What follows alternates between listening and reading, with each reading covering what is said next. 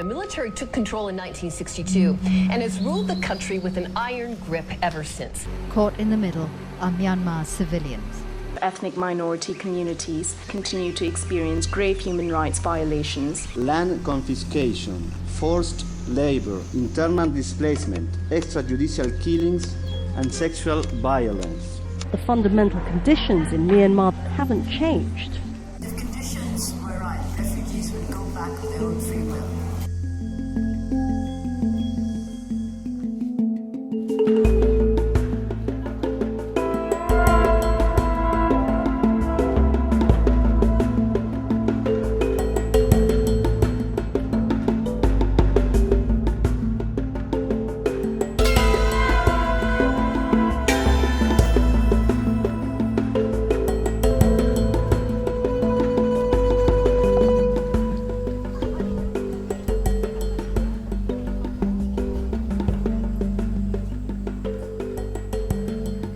I finished up in Thailand as a photographer, and when I saw this place it was really easy for me to make a decision to sort of say I'm going to set up in America and I'm going to come here and see what I can do.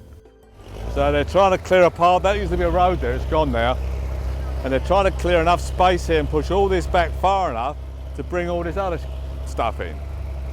So I'm guessing there's a plan here, we just don't know what it is.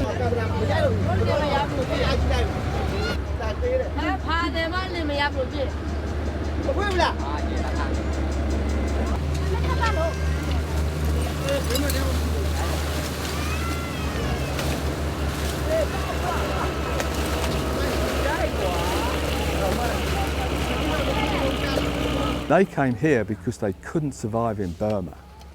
It was so difficult for them. We have here some war refugees, but most of them are economic refugees. So if this is better than where they come from, think about where they lived.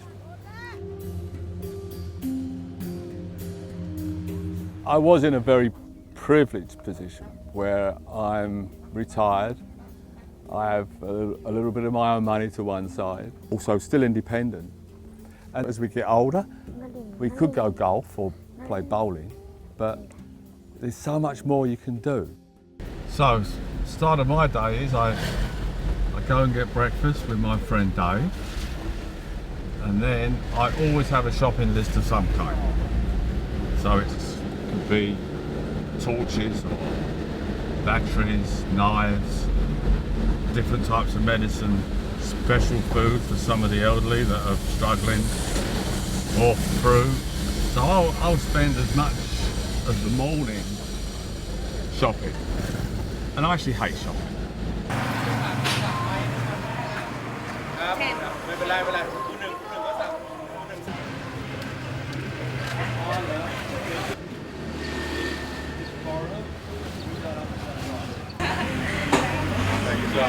I was born in 1944 in London. The war was still going at that time, and it was a tough time in England.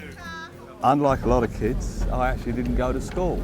I was kind of very independent. We used to play on bomb sites, crashed aeroplanes. We just kind of were kids being kids.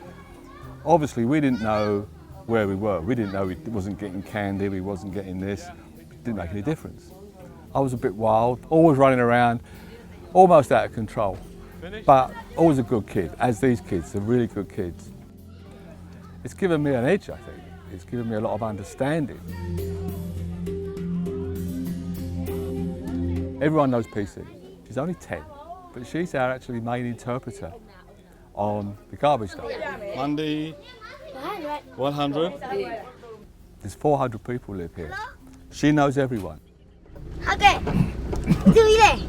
What we've done here, any services we need or anything we need to create, we're now doing it inside the garbage dump with the people that live here.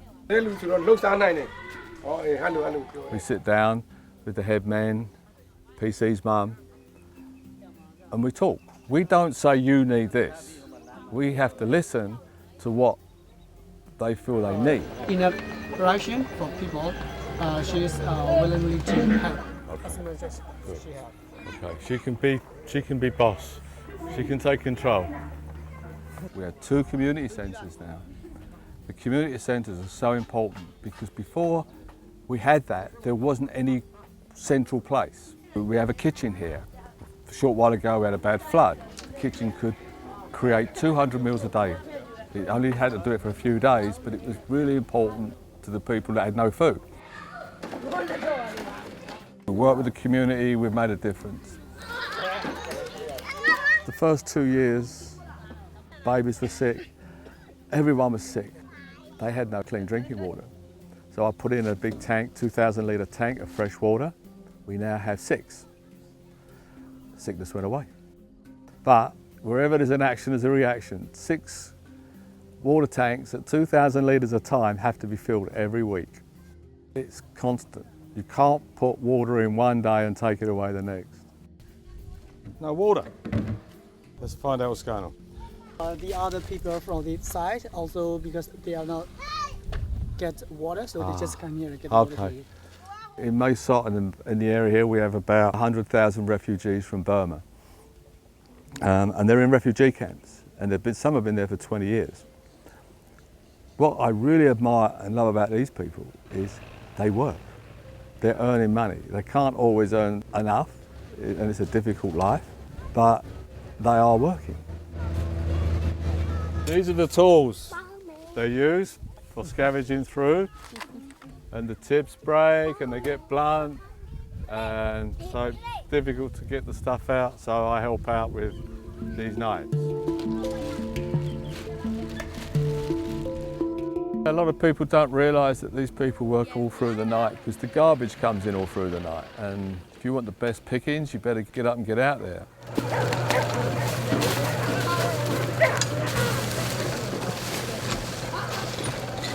There's no electric here, no light. So I started supplying them with headlights.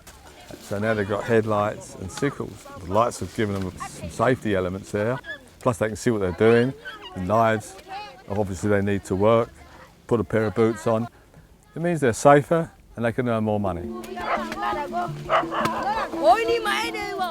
The real hope would be to help the recycling centres to improve and turn it into a recycle centre like we see in other parts of the world. People wear overalls, they have gloves, they have toilets. We've got no toilets here. They have the water, they have regular meals. It's a job all over the world. America, it's a great job. Here, it's scavenging.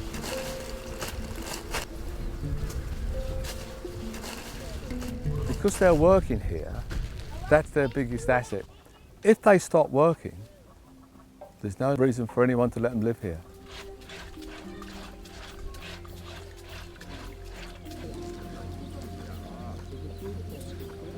This little baby, less than 3 months ago, maybe 2 months ago, nearly died of malnutrition. The mother had a problem with breast milk, and the baby was so skinny, the legs were like your finger, as thick as your finger. Someone brought me to her, and we start formula and education. Now we see this baby, look very good, very healthy, very happy. Always cries when I come. I don't know why. But the problem I have is that I have to make sure we get formula constantly. It's not a lot of money, it's around about maybe $15 a month to make sure this baby lives. And we have 4 babies we take care of.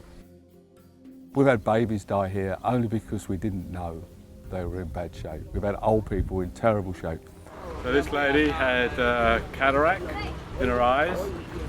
She could not see, and for a long time she lived in here, but very often never come out. And when I find the problem, I take her to the clinic.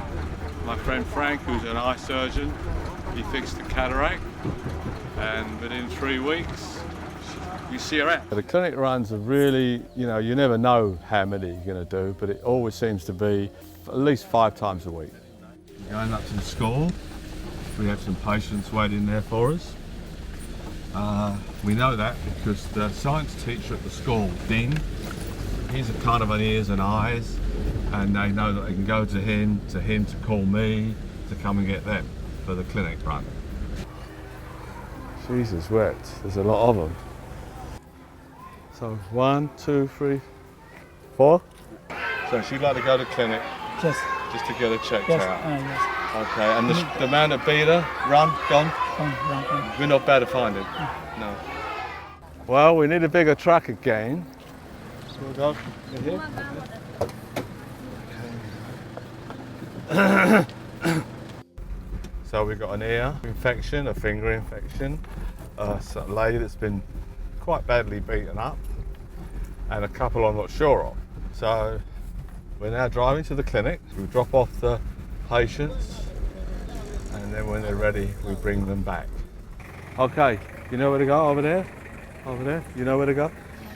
I'm just going to take them over there and give them a card. Now, let me give you a card as well, so you have one. There you are.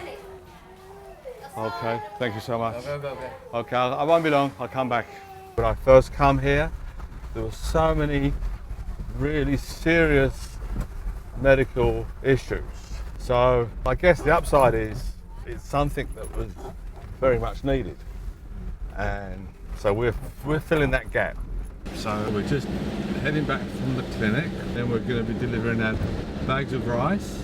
Every Friday for sure, we do, at the moment we're up to 35 handouts of rice, which is a fairly large bag of rice, fish, noodles, and that's for the elderly and the ones that are in the most trouble. You've got to understand the situation they're in so that you can fit yourself in. You've got to be a little bit of a part of the community, accepted, be understood, and paying attention, looking, watching. Okay, we're gonna go. We've got a truck full of kids. Okay, no fine. Okay. I'm going backwards, and all these dogs, these kids, there's stuff everywhere.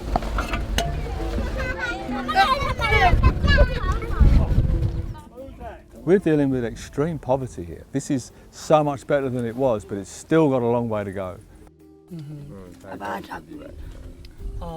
Here is much better than in Burma because here we can live peacefully, and Fred spots her kids to go to the school. We've got hundreds of kids here. Only half of them go to school. We've encouraged some to go to school. I do a bribery thing. I give the parents food if your children go to school because the child's not working. And they work from a very young age. If they're not there, eventually they'll finish up working on the garbage dump. It's not necessary. It can be solved. The name of our school is Sky Blue School. There are 137 students. There are 8 teachers. We teach 6 subjects: Burmese, Maths, English, Science, History and Geography. Yeah. 70% of the children live in rubbish camp, and the rest, 30% at farm. This year, we have no main salary. Some teacher doesn't get money, but they stay and teach right now. So tell me, how much is the salary per month? Between 3,500 and 4,000. Around about $230 a month. That's what we're talking about.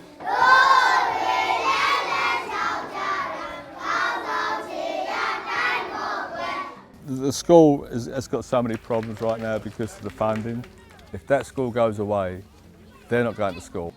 They're going to be another lost generation. The money's so small to keep it going. You know, it's so important. The school is so important. This garbage dump's about 15 minutes drive from a city of Mae Sot, but they barely go there. Their toys are found in the garbage dump. They make toys. They make a life for themselves here. They're inventive. They solve their own problems.